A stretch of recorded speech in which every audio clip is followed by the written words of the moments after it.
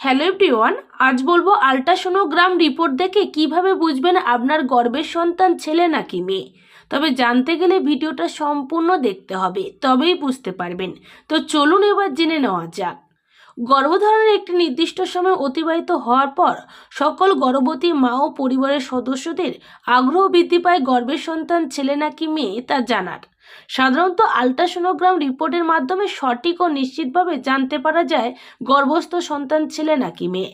গর্ভস্থ সন্তান ছেলে নাকি মেয়ে আল্ট্রাসোনোগ্রাম রিপোর্ট দেখে বোঝার কিছু পদ্ধতিগুলো অনুসরণ করতে পারেন। কি সেই পদ্ধতি এবার জানুন।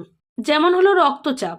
যদি গর্ভাবস্থা মায়ের রক্তচাপ 140-এর প্রতি মিনিটের কম হয়, সেক্ষেত্রে কন্যা সন্তান হওয়ার সম্ভাবনা বা মেয়ে সন্তান হওয়ার সম্ভাবনা বেশি, এবং যদি এর চেয়ে বেশি রক্তচাপ হয় তাহলে ছেলে সন্তান হওয়ার সম্ভাবনা রয়েছে। তাছাড়া ভ্রূণের হার্টবিট।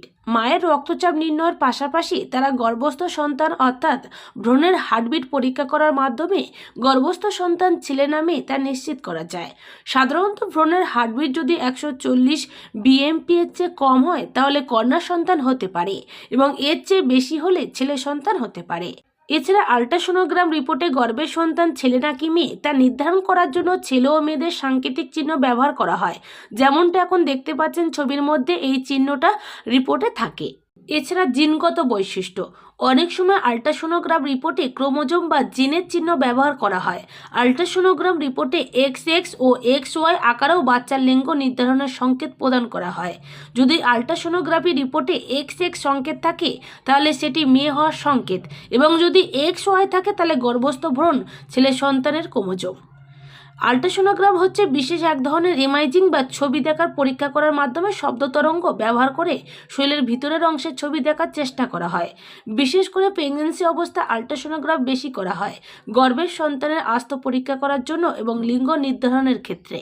সাধারণত গর্ভাবস্থায় ডাক্তাররা 10 থেকে 14 সপ্তাহে প্রথম আল্ট্রাসোনোগ্রাম পরীক্ষা করার পরামর্শ দিয়ে থাকেন।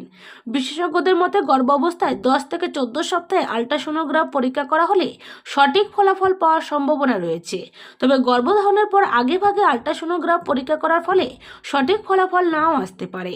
গর্ভাবস্থায় প্রথম আল্ট্রাসোনোগ্রাফি যে সকল তথ্য উঠে আসে তার মধ্যে ভ্রূণ জরায়ুতে সঠিকভাবে অবস্থান করছে কিনা। ভ্রূণ যদি জরায়ুর বাইরে গেঁথে যায় তাহলে তাকে একটোপিক প্রেগন্যান্সি বলা হয়। এক্ষেত্রে শিশুর বাঁচার সম্ভাবনা থাকে না। যদি সঠিক সময় চিকিৎসা না হয় তাহলে গর্ভবতী মায়ের জীবনের হুমকি থাকতে পারে।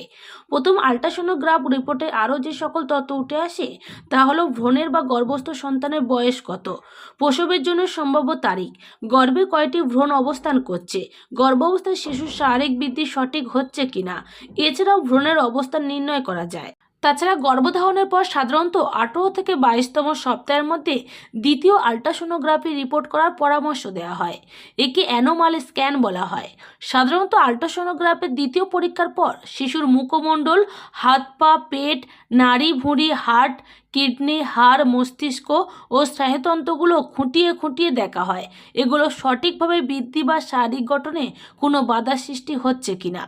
দ্বিতীয় আল্ট্রাসোনোগ্রাম রিপোর্টে আরও যে সকল তথ্য উঠে আসে তা হলো গর্ভস্থ সন্তানের কোনো জন্মগত ত্রুটি বা অ্যানামালি আছে কিনা, শিশুর শারীরিক বৃদ্ধি সঠিকভাবে হচ্ছে কিনা, শিশুর শারীরিক বৃদ্ধি পর্যায়ক্রমিকভাবে চলছে কিনা, গর্ভস্থ শিশুর আকার ওজন সঠিক হয়েছে কিনা, এবং শিশুর লিঙ্গ নির্ধারণ করা।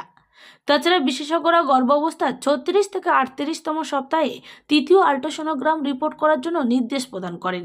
তৃতীয় আল্ট্রাসোনোগ্রাম রিপোর্টের মাধ্যমে গর্ভের শিশু ও গর্ভের অবস্থান সঠিক জায়গায় রয়েছে কিনা সেটি নির্ধারণ করা হয়। এছাড়াও ডেলিভারির জন্য উপযুক্ত পদ্ধতি নির্ধারণ করা হয়। গর্ভাবস্থা আল্ট্রাসোনোগ্রাম রিপোর্ট বের করার জন্য প্রথমে তলপেটের উপরে প্রোব বসিয়ে ভ্রূণের পেটের ও জরায়ু সহ ভিতরের অন্যান্য অঙ্গ প্রত্যঙ্গের ছবি দেখা হয়। পেটের আল্ট্রাসোনোগ্রাম করার 1 ঘন্টা আগে অবশ্যই আপনাকে আধা লিটার পানি কিংবা তরল জাতীয় খাবার খেতে হবে। এই পরীক্ষাটি করার জন্য অবশ্যই আপনার যথেষ্ট পরিমাণের প্রস্রাবের চাপ থাকতে হবে, যেটি ডাক্তারকে গর্ভের শিশুর তথ্যগুলো সঠিকভাবে নির্ণয়ের ক্ষেত্রে সাহায্য করবে। এবারে জেনে নিন যে সকল কারণে আল্ট্রাসোনোগ্রাম রিপোর্ট ভুল আসতে পারে। যেমন গর্ভস্থ শিশু যদি সঠিক অবস্থানে না থাকে, গর্ভস্থ শিশুর চারপাশে অ্যামনিটিক তরলের পরিমাণ মাত্রাতিরিক্ত থাকলে অর্থাৎ বেশি থাকলে, গর্ভবতী মা যদি অতিরিক্ত ওজন কিংবা পেটে যদি অতিরিক্ত চর্বি থেকে থাকে সেক্ষেত্রে, এবং পেটে যদি কোনো অপারেশনের কাটা দাগ বা সেলাই থাকে সেক্ষেত্রে আল্ট্রাসোনোগ্রাম রিপোর্ট ভুল আসতে পারে। এটাও জেনে রাখুন, এক্স ওয়াই ক্রোমোজোম বা জিন দ্বারা সাধারণত ছেলে সন্তান হওয়ার সম্ভাবনাকেই বোঝায়। পুরুষদের ক্ষেত্রে এই জিন ওয়াই ওয়াই ও এক্স এক্স দুটোই থাকে, কিন্তু নারীদের ক্ষেত্রে শুধুমাত্র এক্স এক্স জিন পাওয়া যায়। গর্ভস্থ সন্তান ছেলে হবে নাকি মেয়ে হবে সেটা সাধারণত পুরুষদের উপর নির্ভর করে। পুরুষদের শরীর থেকে যদি ওয়াই ওয়াই ক্রোমোজোম গিয়ে নারীর শরীরে ডিম্বকের সাথে নিষিক্ত হয়, সেক্ষেত্রে এক্স ওয়াই অর্থাৎ ছেলে সন্তান হয়। আবার যদি পুরুষদের শরীর থেকে এক্স এক্স ক্রোমোজোম নারীর ডিম্বকে নিষিক্ত হয়, সেক্ষেত্রে এক্স এক্স অর্থাৎ মেয়ে সন্তান হয়।